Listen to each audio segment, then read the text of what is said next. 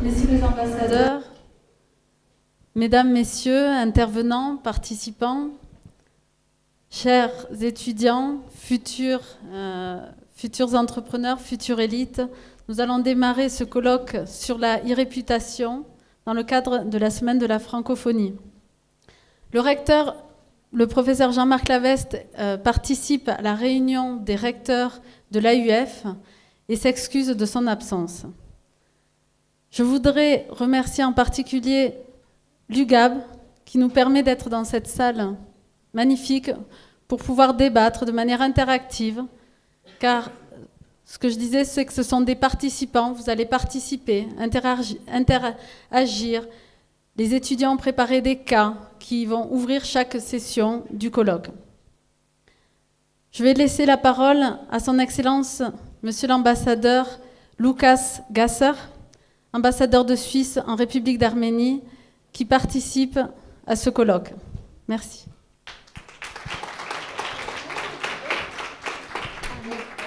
Merci beaucoup. Monsieur l'ambassadeur, mesdames et messieurs, chers amis, merci d'abord aux organisateurs de l'honneur de pouvoir ouvrir ce colloque international sur la e-reputation. Vous savez que la Suisse est un pays multilingue. Nous parlons 4 langues en Suisse, dont le français. Et donc, c'est seulement logique et un grand honneur aussi de participer chaque année dans les pays de tout le monde dans l'organisation de la semaine de la francophonie, de la fête de la francophonie, de la quinzaine. Des fois, on a même la saison de la francophonie. Donc, c'est un grand plaisir d'être ici et de collaborer chaque année dans l'organisation de ce programme.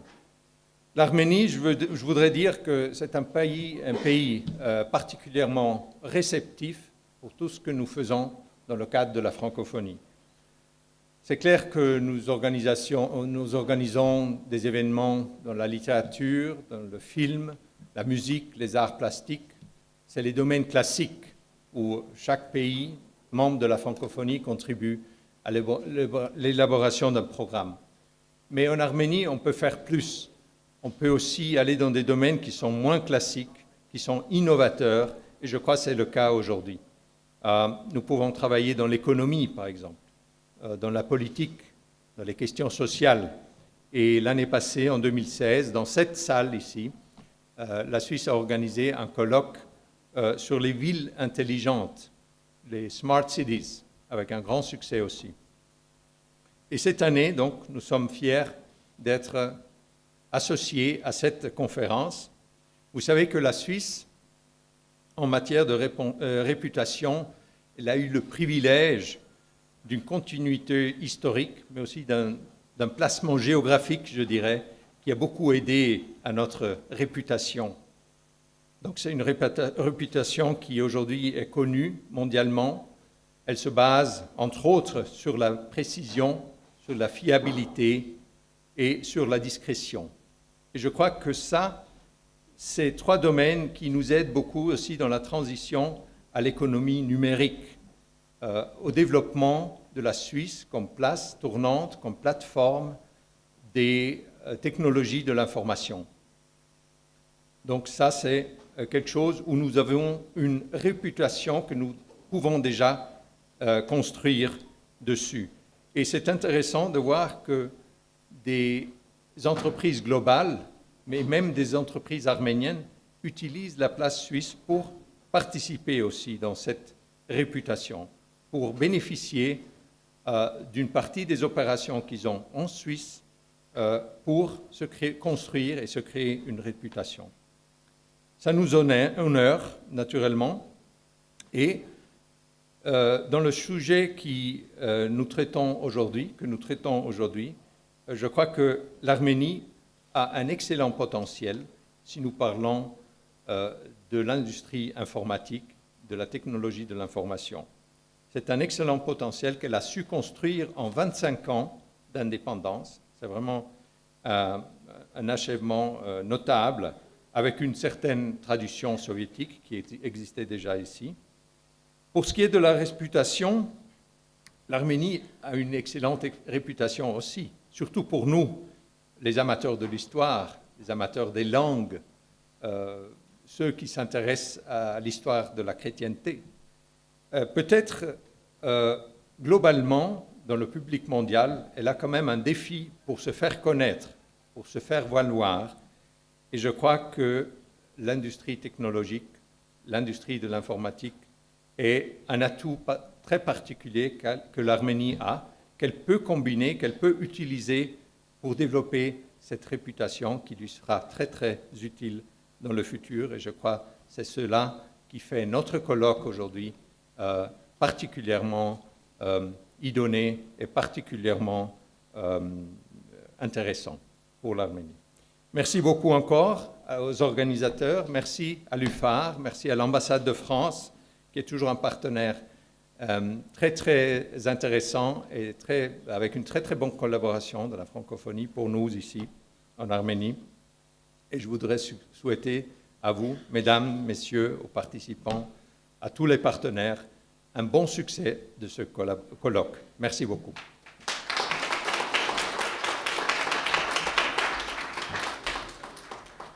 Monsieur l'ambassadeur, merci. J'invite Monsieur l'ambassadeur, Son Excellence Jean-François Charpentier, ambassadeur de France en Arménie.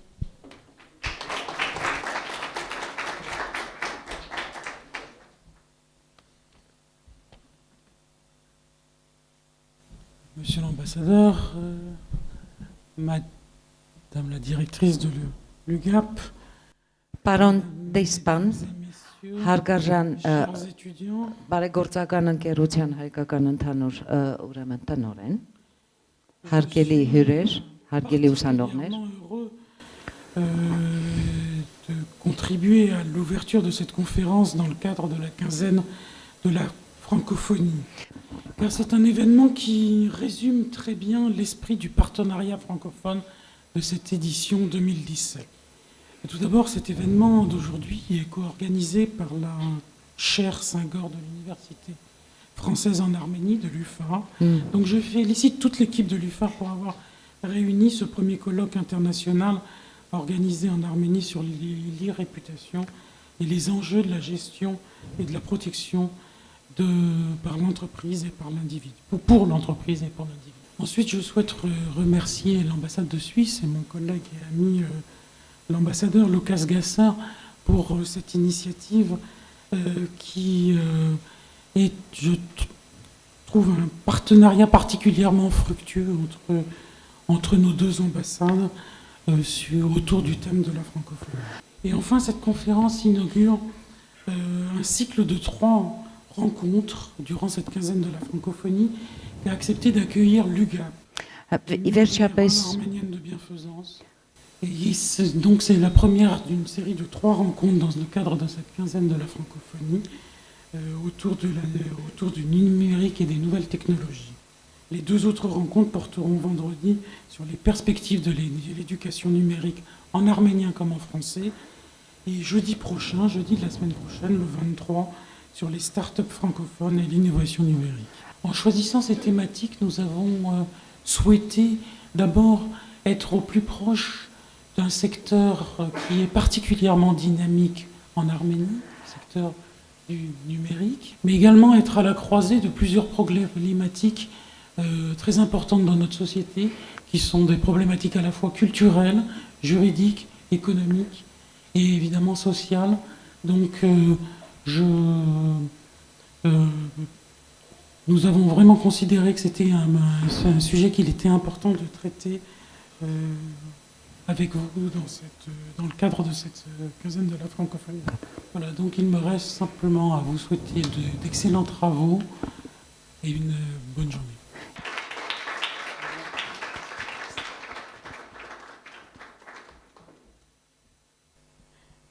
J'invite à présent Madame Garine Ovsepian, doyenne de la faculté de droit de l'Université française en Arménie et coordonnatrice du réseau des chaires Saint-Gor, des 18 chaires Saint-Gor qui sont dans le monde entier de la francophonie.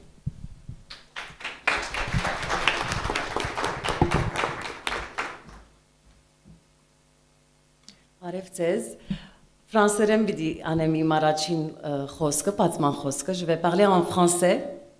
au nom de la francophonie qu'on fête ces 2 semaines. Bonjour, bienvenue.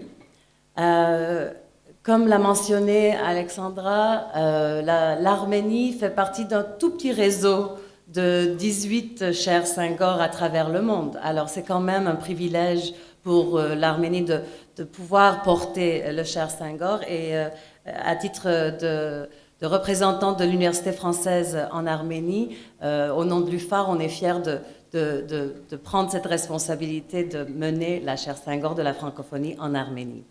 La mission de la chaire Senghor est la coopération universitaire francophone, la formation et la recherche francophone et en francophonie. Et c'est dans cette optique que l'UFAR et la chaire Senghor d'Arménie organisent des cycles de conférences, souvent internationales, comme le colloque d'aujourd'hui, souvent avec des thématiques croisées et multidisciplinaires, incluant le droit, mais pas uniquement. Et c'est un peu le but de le colloque multidisciplinaire d'aujourd'hui, qui est le e-réputation ou la e-réputation et ses enjeux. Avec le colloque d'aujourd'hui, l'UFAR et la chaire Senghor espèrent contribuer donc à 2 objectifs. Premièrement, les échanges entre universités francophones, nos partenaires de Lyon 3, l'UFAR ici en Arménie, ainsi que entre membres de la communauté francophone, la Suisse, la France et l'Arménie, comme membres fiers de la francophonie. Mais aussi et surtout, le but de ce colloque est d'encourager la réflexion. On a beaucoup d'étudiants ici. J'espère que certains trouveront des pistes de recherche, incluant même peut-être des recherches des recherches au niveau doctoral, parce que nous avons vu que c'est un thème qui est à explorer. C'est un thème très vaste, et au niveau juridique, et au niveau du marketing, et comme monsieur l'ambassadeur de France a dit, aussi au niveau culturel. Ça change un peu notre culture, toute cette ère numérique. Ce colloque rentre également dans l'approche que l'UFAR adopte généralement, qui est une approche de tisser un lien entre l'université, l'académique et le marché du travail, le monde des affaires. C'est pour ça qu'on est très heureux aujourd'hui d'avoir, et parmi nos experts intervenants, et parmi notre audience, nos participants, des membres non seulement de la communauté universitaire ou de la recherche, mais également de l'entreprise. Mais aussi, et c'est un peu en mélangeant université et le monde des affaires ou le monde du travail, qu'on aura au courant de la journée une grande implication de nos propres étudiants de l'Université française en Arménie. Et de ce point de vue-là, ils viendront colorer un petit peu notre journée en présentant des cas tirés de la réalité soit arménienne, soit francophone, soit sur une échelle plus large à l'international. Nous vivons dans une ère numérique. Les sciences de la technologie de l'information est un sujet d'actualité, non seulement au niveau global, mais pour l'Arménie également. Le secteur des sciences de la technologie de l'information augmente exponentiellement en Arménie depuis les dernières années. Il y a une croissance de 20% par an dans les 2-3 dernières années en Arménie dans ce secteur, selon le ministère de l'économie. Une contribution au PIB de 5 à 6% en 2015-2016. Et donc, c'est un secteur de l'économie qui va en montant, qui va en croissance. Et à titre d'étudiants et d'entreprises arméniennes, nous espérons que grâce à ce colloque d'aujourd'hui, vous profiterez des échanges, des pratiques qui existent et en Arménie et à l'étranger, et qu'ensemble, on pourra peut-être voir les éléments, les moyens à explorer, à renforcer dans ce domaine qui est le domaine de la technologie de l'information et la réputation électronique en particulier. Alors, je nous souhaite bonne journée. Je remercie nos experts pour être ici. Et peut-être que je peux directement inviter les étudiants. Alors, comme mise en bouche, comme on dit en français, les étudiants, les premiers de nos masters étudiants en marketing, vont présenter un tout petit cas, 15 minutes, et par la suite, on va avoir nos intervenants de la France qui vont ajouter des mots d'introduction pour nous mettre dans le contexte. Merci.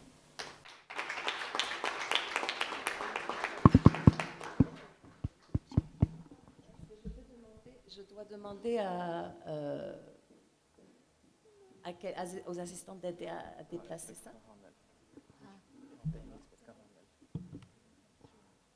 Bonjour à tous et à toutes.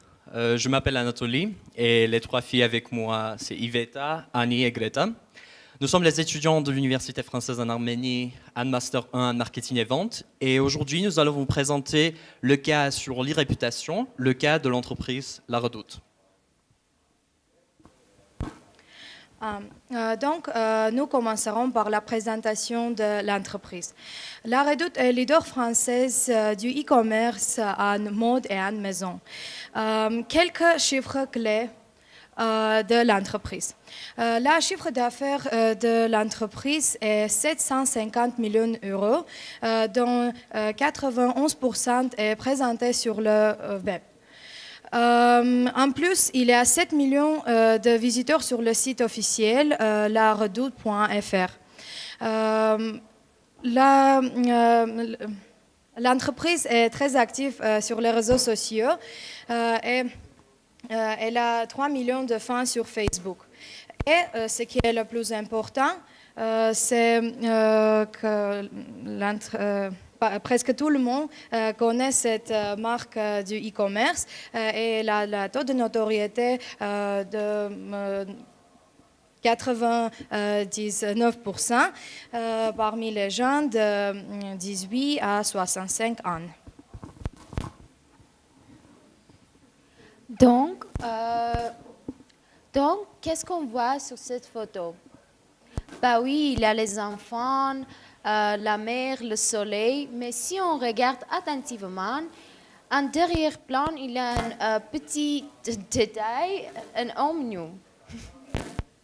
C'était commencé en 2002 quand un internaute a trouvé cette photo dans le site officiel de la marque Redoute, avec les enfants courants et avec un homme nu à arrière-plan. Et d'où la crise des réputations a commencé. Il y a aussi quelques parodies de cette photo, par exemple. Oui.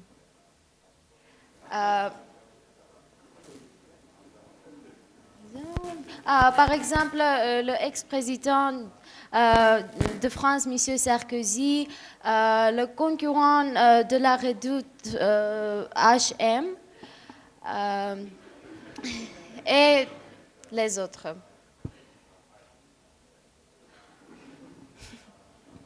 L'un des concurrents de la marque La Redoute a aussi réagi sur cette photo.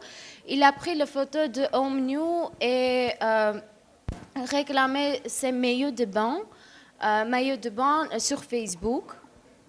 Oui. Et tout cela un bad buzz. Oui. Le buzz est quand tout le monde parle et discute sur Internet. Le bad buzz est quand l'incident a un impact négatif sur l'image de l'entreprise. Donc maintenant, on va regarder qu'est-ce que l'entreprise a fait en réponse à cet incident. Tout d'abord, l'entreprise a supprimé cette image de tous les réseaux sociaux. Ensuite, dans 2 jours, l'entreprise elle a publié une excuse officielle sur sa page Facebook. Et voilà, on regarde cette excuse officielle. Et ce qui était intéressant pour nous, c'est que cette excuse était présente jusqu'à aujourd'hui. Donc l'entreprise, elle n'a pas effacé cette crise de ses réseaux sociaux. Et ce qui est intéressant encore pour nous, c'est qu'il y avait 4 types de réactions de la part des internautes. Il y avait ceux qui pensaient que c'était OK, parce qu'on vit au XXIe siècle et tout ça, ça se passe à la télé aussi et partout autour de nous. Il y avait ceux qui pensaient que tout ça, ça se passe à la télé aussi, donc c'est OK. Il y avait ceux qui pensaient qu'il y a certainement une crise d'irréputation et de l'éthique. Et ce qui était intéressant pour nous, c'est qu'il y avait des gens qui pensaient que plus essentiellement, c'était la situation d'amener les enfants sur la plage nudiste qui était la crise et le problème de l'éthique. Donc, un mois après cet incident, l'entreprise, elle a pensé d'une nouvelle stratégie et elle a fait appel à une agence de communication pour élaborer une nouvelle stratégie de communication. Et voilà.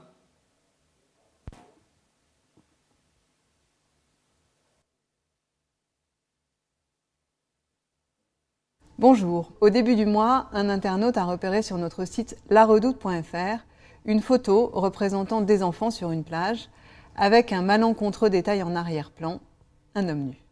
Évidemment, il s'agit là d'une erreur et nous tenons encore une fois à présenter nos excuses à l'ensemble de nos clients. J'ai demandé à mes équipes de passer au peigne fin les milliers de photos du site internet. Cela a pris du temps et le résultat est assez embarrassant. En effet, nous avons déjà relevé quelques erreurs, comme celle-ci par exemple. Mais malheureusement, il y en a encore d'autres. Voilà pourquoi j'appelle tous les internautes à nous aider dès maintenant à retrouver toutes les erreurs que nous n'aurions pas encore repérées. Évidemment, la Redoute s'engage à récompenser toute personne qui signalera en premier une erreur. Étant donné qu'un homme nu est à l'origine de toute cette affaire, nous habillerons gratuitement chaque gagnant des pieds à la tête. Nous comptons sur vous. Merci de votre aide. En résumé, la directrice du e-commerce de la Redoute a proposé aux internautes de trouver d'autres erreurs sur le site et avoir la possibilité de gagner et être habillé de la tête aux pieds. Donc, cette entreprise a utilisé cet incident pour lancer une nouvelle campagne de communication afin de générer du trafic supplémentaire et faire sourire ceux qui étaient choqués par la photo. Cependant, des autres erreurs ont été faites juste à la suite celle de l'homme nu. La marque a affiché sur son catalogue une pull proposée à 59 000 €, qui était évidemment faux. Et ensuite, elle a publié une pull sale. Oui. Et donc, qu'est-ce qu'on peut retenir de ce cas ? C'est que tout d'abord, il faut répondre immédiatement dans les situations de crise, bien sûr en prenant en compte tous les enjeux de la situation. Ensuite, il faut être honnête et transparent avec ses clients et savoir admettre ses erreurs. La situation de crise, ce n'est pas nécessairement une catastrophe. Une entreprise peut en même bénéficier, par exemple, lancer une nouvelle campagne de communication. Et à la fin, il faut toujours être attentif pour ne pas refaire la même erreur. Donc, merci pour votre attention. Merci.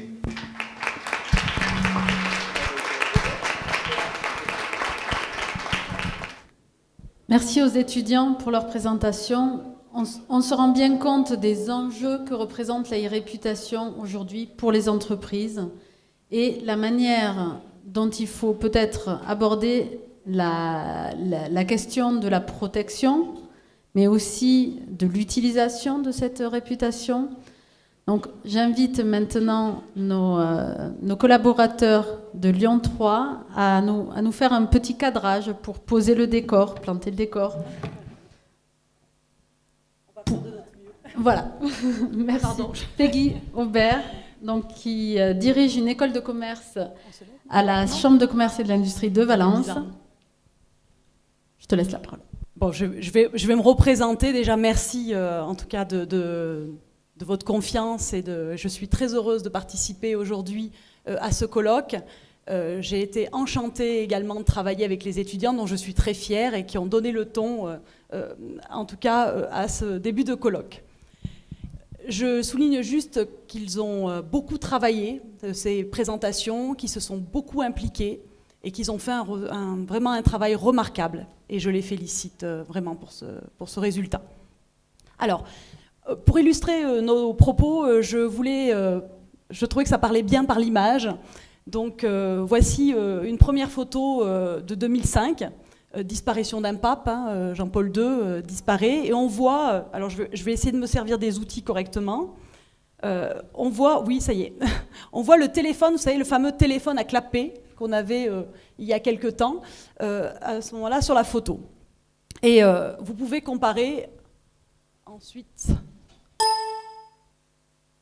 ça fonctionne. Ah oui, excusez-moi, la technologie, c'est bien, ça fait...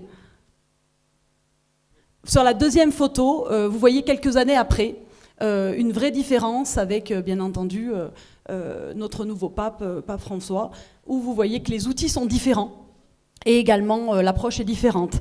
Et je vais même aller un tout petit peu plus loin. Avec la campagne électorale aux États-Unis, vous savez, qui a fait grand bruit, où nous avons pas mal de belles images et de beaux tweets d'ailleurs, qui auraient pu très bien illustrer notre colloque, où vous voyez que tout le monde tourne le dos à Hillary Clinton et pour faire un selfie avec elle.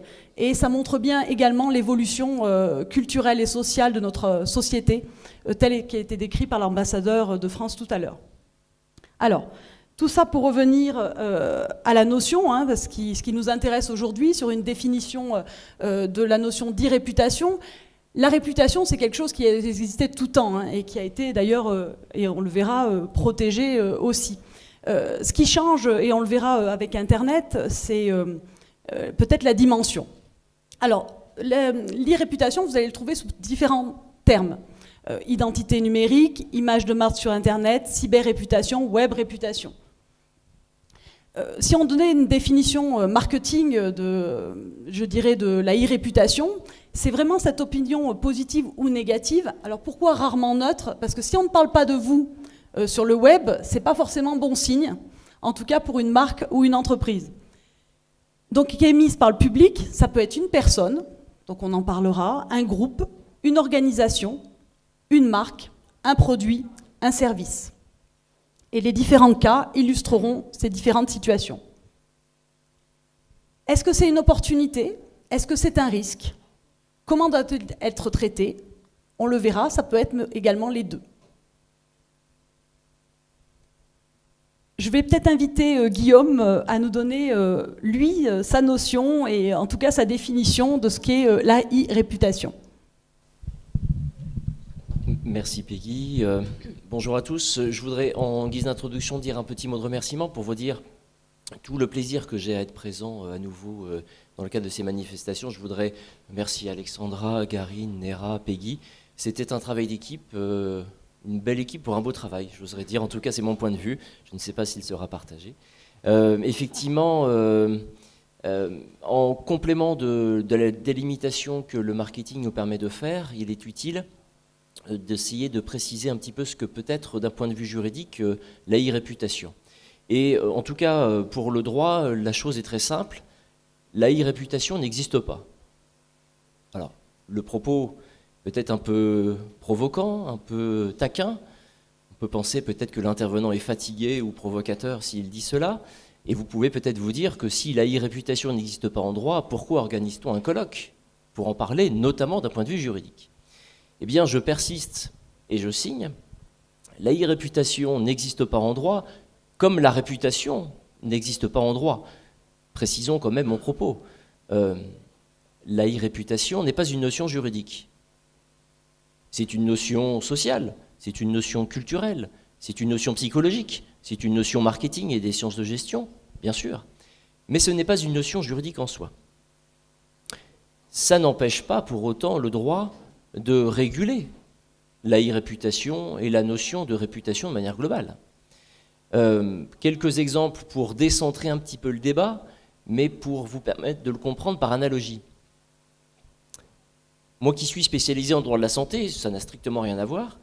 La santé, vous en conviendrez tous, n'est pas du tout une notion juridique. Déjà, définir la santé d'un point de vue technique, c'est assez difficile. Est-ce que la santé est une simple absence de maladie ou pas? Bon, bref, on ne sait pas bien. Eh bien, même si la santé n'est pas une notion juridique et n'est pas définie par le droit encadre et régule la notion de santé. La consommation, c'est identique. La consommation est une notion purement économique initialement, pas du tout une notion juridique. Le droit l'encadre et la régule pour autant. La vie même, la mort même, ne sont pas des notions juridiques, mais sont encadrées et régulées par le droit. Donc, je vous provoque un petit peu en vous disant que la e-réputation n'est pas une notion juridique, laissant penser qu'il n'y a pas débat. Mais en réalité, bien sûr, il y a débat. Et parce que c'est une notion sociale, parce que c'est une notion essentielle au cœur de la vie d'aujourd'hui, le droit se doit de l'encadrer, de la réguler, de favoriser les phénomènes de e-réputation qui sont tout à fait positifs, de sanctionner ou de permettre l'indemnisation des phénomènes de e-réputation qui sont tout à fait négatifs. Bref, parce que c'est une notion sociale, même non juridique, elle est au cœur des relations juridiques et de l'encadrement et de la régulation réalisée par le droit. Donc le marketing et le droit sont sur la même longueur d'onde sur ce sujet, même si le point de départ n'est pas le même, puisque la notion existe d'un côté et elle n'existe pas de manière autonome de l'autre. Maintenant que l'on a délimité un petit peu cette notion, il est essentiel de parler des enjeux. Après le quoi, il faut parler du pourquoi finalement. Et on va à nouveau avoir ce double regard, marketing d'abord et juridique ensuite. Merci Guillaume pour ces précisions. Alors, juste pour rappel, pourquoi ce colloque et pourquoi ce sujet ? Il est venu d'une discussion que nous avons eue à l'UFAR fin 2015, ensemble, suite à mes premières interventions à l'UFAR en marketing digital. J'étais très surprise par les réactions et la pertinence de nos étudiants par rapport à mes étudiants français. Quand on parlait de finalement des contenus et des formats sur le net, les jeunes me disaient mais est-ce que ça on a le droit de le faire? Est-ce que ça on peut en parler? Est-ce que là on peut faire tel ou tel acte? Et en fait, je me disais qu'en communication ou en marketing, parfois on ne se pose pas la question, on le fait, parce que tout le monde le fait. On prend telle ou telle photo parce qu'on partage telle ou telle photo, on va la mettre sur notre site internet. On va peut-être prendre un article tel quel d'un article d'une presse professionnelle parce qu'on le trouve intéressant et qu'on trouverait que ça serait intéressant de le partager aussi avec nos clients. Mais on ne se pose pas la question de savoir si on a le droit de le faire. Et du coup, avec Guillaume, nous avons décidé de lancer un peu le débat. Et il faut dire que nous avons été très très très bien accompagnés par Garine, Alexandra et toute l'équipe de l'UFAR sur ce sujet-là, qui pour moi est quand même un vrai sujet. Et que nous demandons beaucoup au droit de nous accompagner, de nous protéger. Est-ce que finalement on est capable de l'appliquer aussi pour éviter des difficultés par la suite? Alors, je voulais juste revenir un petit peu avec ce qui change par rapport à Internet et revenir sur l'évolution de la notion. Pour certains se souviendront peut-être d'ARPANET. La notion en fait d'Internet, elle a été citée par des auteurs dès les années 60. Le web tel que l'on le connaît, on pourrait le dater dans les années 90. Et bien entendu, les choses ont beaucoup évolué, ce que j'ai voulu démontrer par les images depuis, je dirais, les 20 dernières années. On s'aperçoit également qu'on avance énormément sur le haut débit, de partout dans le monde, et que le délai d'accès à l'information est vraiment de plus en plus court. On lance, et on le verra à travers les cas, on lance une information et finalement elle peut être très très vite partagée, très très vite, je dirais, pouvoir faire le tour du monde sans qu'on puisse réellement avoir d'action et de pouvoir contrôler les conséquences du partage de cette information, bonne ou mauvaise. L'audience a évolué aussi, en ce sens que nous ne sommes plus... nous ne pensons plus local, mais bien entendu, on peut très vite être international. Je pense à une réflexion du PDG d'Amazon qui disait à propos des produits, quand vous êtes mécontent d'un produit, vous en parlez à 6 personnes autour de vous. Quand vous êtes mécontent d'un produit sur le net, vous en parlez à 6000. Donc imaginez les dégâts que cela peut avoir et quelles répercussions ça peut avoir pour les entreprises ou même pour une personne. Également la dimension participative, le côté communautaire d'Internet. Vous dialoguez avec vos clients. Les clients dialoguent entre eux et vont être véritablement vos ambassadeurs ou pas. Et c'est là tout l'objet du colloque, c'est comment on fait en sorte que les internautes, les consommateurs de vos entreprises puissent vous suivre. Et bien entendu, ce que l'on disait également tout à l'heure, c'est les traces numériques, ça est un vrai sujet. si j'ai quelque chose de négatif me concernant sur le net, est-ce que je ne risque pas que dans 10 ans, dans 20 ans, cela ressorte? Alors, c'est un vrai sujet qu'on a abordé avec les étudiants lors de nos explications sur les robots, les Googlebots, les modes de fonctionnement et l'indexation des pages Internet. Sans rentrer dans les détails, tout simplement des informations qui sont anciennes, de par l'indexation de Google et les règles qui changent souvent, il est très possible que des choses qui étaient sur les dernières pages puissent réapparaître un jour en première ligne. Et ça peut faire énormément de dégâts, que ce soit pour une personne, pour une entreprise ou pour une marque. Est-ce que tu souhaites rajouter quelque chose, Guillaume? Il le fera après. Alors, les enjeux d'un point de vue économique et stratégique, bien sûr, vous l'avez bien compris, c'est la baisse des ventes, la baisse du chiffre d'affaires, la perte de ses clients. C'est également la détérioration de tous nos partenaires, qu'ils soient fournisseurs, clients, mais également de nos salariés. Nos salariés sont nos premiers ambassadeurs en entreprise. Et il est important qu'eux se sentent dans une entreprise qui a une image positive sur Internet. Je voudrais revenir, et je pense qu'on en parlera tout au long du colloque, de la confusion qu'il peut y avoir sur les compétences requises pour mener à bien cette stratégie en entreprise. Est-ce que c'est la direction générale de l'entreprise? Est-ce que c'est la direction marketing et de communication qui se charge de cette image? Est-ce que c'est la DSI, la direction des systèmes d'information? Quelles compétences pour des bons résultats? Bien entendu, tous les risques liés à la sécurité des données, qui est un vrai sujet actuellement et auquel nos juristes sauront nous apporter quelques informations. Les risques liés, bien sûr, à la protection de la vie privée, qui est aussi une belle notion. Est-ce que quand je suis ambassadeur de France et que je suis dans mon ambassade et que je reçois des personnes, on a le droit de me prendre en photo? Je suis dans l'exercice de mes fonctions. Est-ce que je suis aussi protégée qu'un individu lambda qui se balade dans la rue? Ça, c'est une vraie question. Et bien entendu, pour nous, marketeurs et communicants, c'est une véritable opportunité. Parce que si je construis une stratégie de communication qui est claire, qui est engagée, qui correspond à mes valeurs, eh bien sûr, je pourrais augmenter mes ventes, augmenter mes leads et bien sûr gagner beaucoup plus d'argent. Ce qui est quand même l'objectif, le développement économique de nos entreprises. Voilà pour ce qui concerne la partie marketing. Je cède la parole à Guillaume. Merci. Alors, quelques éléments effectivement sur les enjeux juridiques. D'abord, pour vous dire que les choses ne sont pas tout à fait nouvelles tout de même. La question de la e-réputation renvoie à la question de la réputation de manière générale, et on n'a pas attendu le développement d'Internet pour se poser des questions relatives à la réputation. Les atteintes à la réputation, ce n'est pas un fait nouveau, j'allais dire. La rumeur, la mauvaise rumeur, le mensonge, j'ose, sont consubstantiels à l'homme. On me trouvera peut-être un peu misanthrope que de dire cela, mais dès qu'il y a rapport social, dès qu'il y a relation sociale, à la marge, je serais plutôt philanthrope comme ça, à la marge, il y a toujours, dans une certaine mesure, mauvaise rumeur et atteinte à la réputation et à l'honneur. Donc, d'un point de vue juridique, ça signifie très concrètement qu'on n'a pas attendu les années 90, et fort heureusement, et le développement d'Internet pour se saisir de cette question. Pour autant, le médium utilisé qu'est Internet renouvelle la question, ne la crée pas, mais la renouvelle. Ça signifie que grosso modo, on peut essayer de réunir les enjeux d'un point de vue juridique autour de 3 éléments.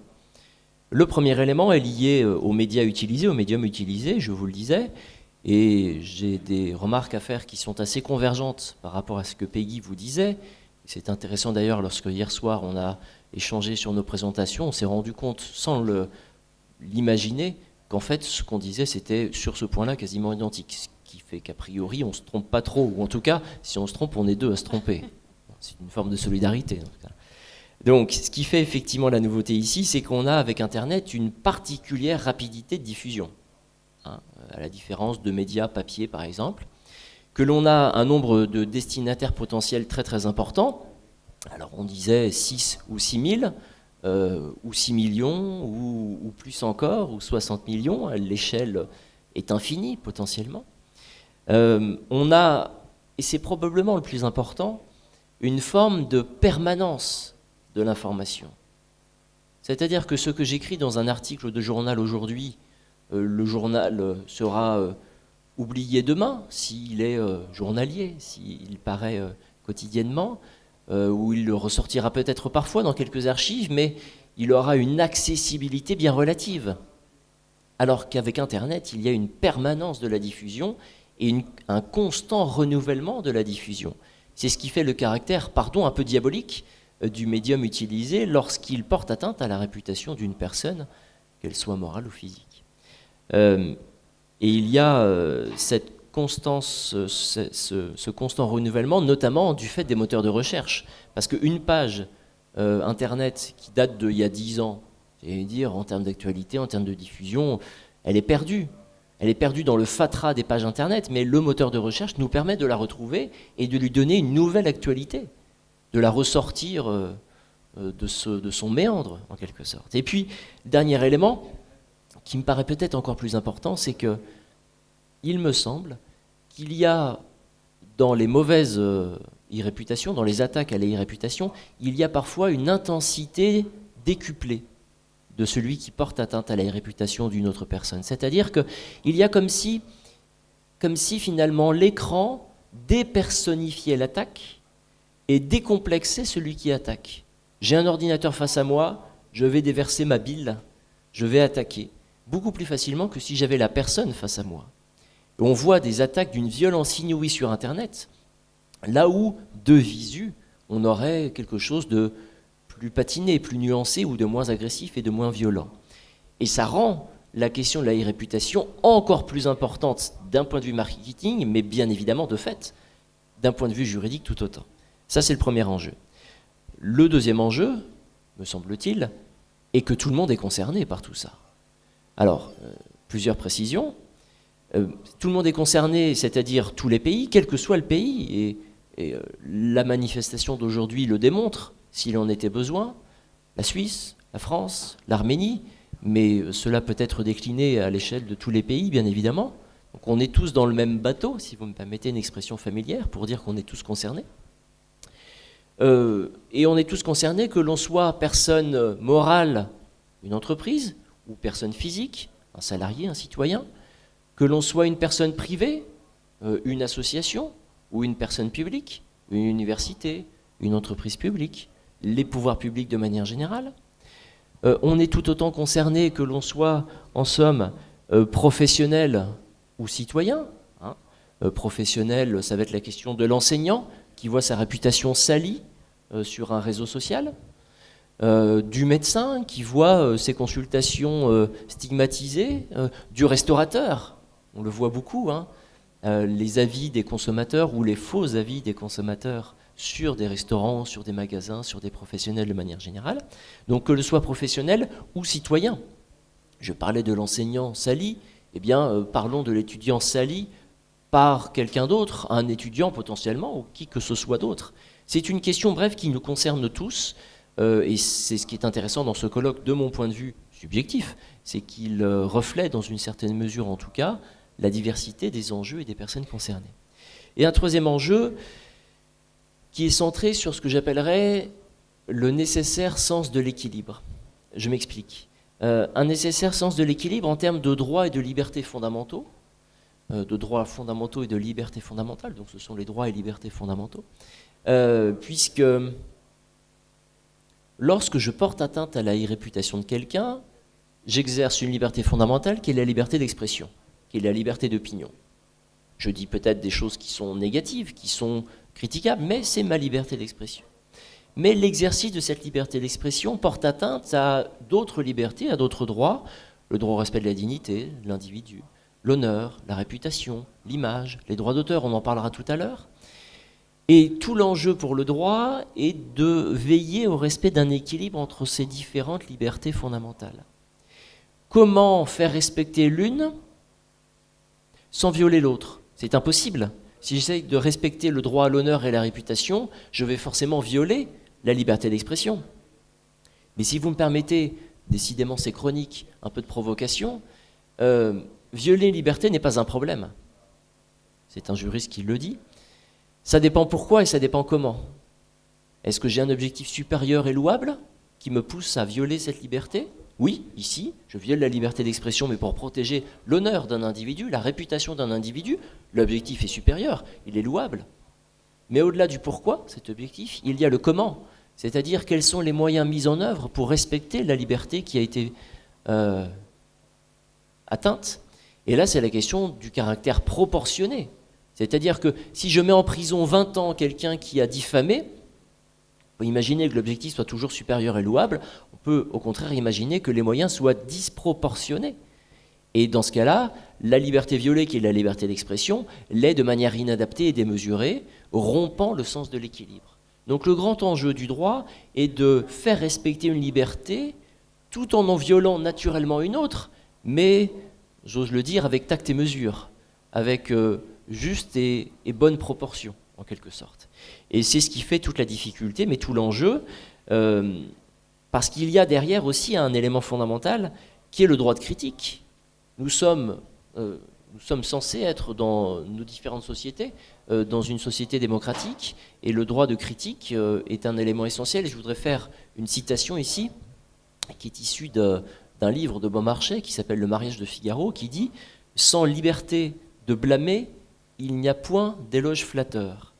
Si je ne peux pas faire d'attaque, mon compliment n'a pas de sens. C'est un peu le vide et le creux, c'est le yin et le yang, que sais-je, l'un ne va pas sans l'autre. Mon compliment n'a aucun sens si ma critique ne peut pas exister.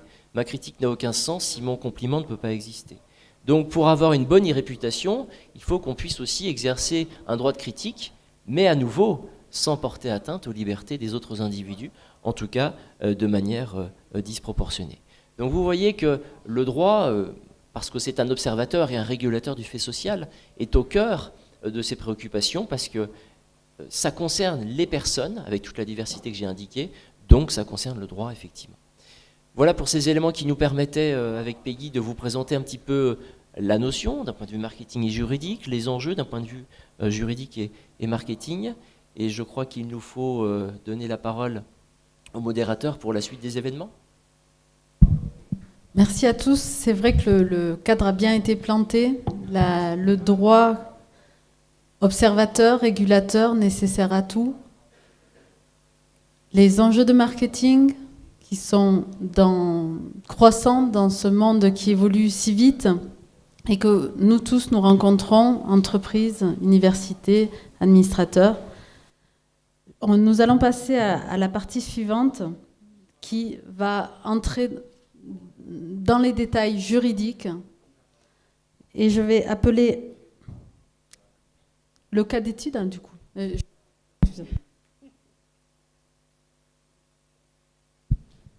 vais appeler les étudiants. Ah, tu refais une présentation. Ouais. Donc, je vais inviter tous les juristes à venir sur scène. Merci.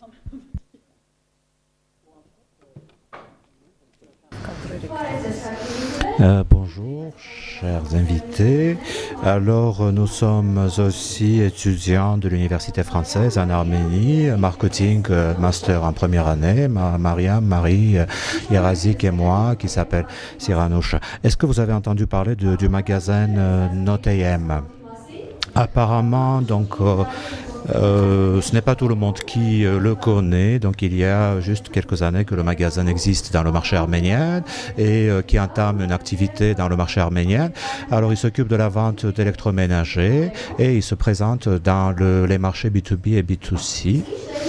Et qu'est-ce qui s'est passé le 11 janvier 2017 dans le site internet de Notem, alors une annonce a été téléchargée dans laquelle Notem alors expliquait que donc il faut acheter donc des appareils électroménagers chez eux et pas chez Amazon ou autres sites, en précisant que les prix sont plus abordables et les taxes payées alors en fonction des achats, vont développer, donc vont améliorer le développement économique du pays. Et donc cela, bien évidemment, a provoqué la colère des internautes.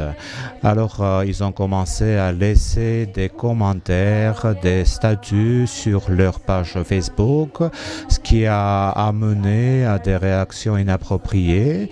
Et au résultat, alors cette annonce a été effacée alors du site internet, mais ce n'était pas une résolution du problème. Et de ce fait, donc quelques médias donc en ligne ont profité de cette occasion. Alors, ils présentaient les matériel archivé alors de nos TM, mais aussi bien les commentaires négatifs alors des internautes.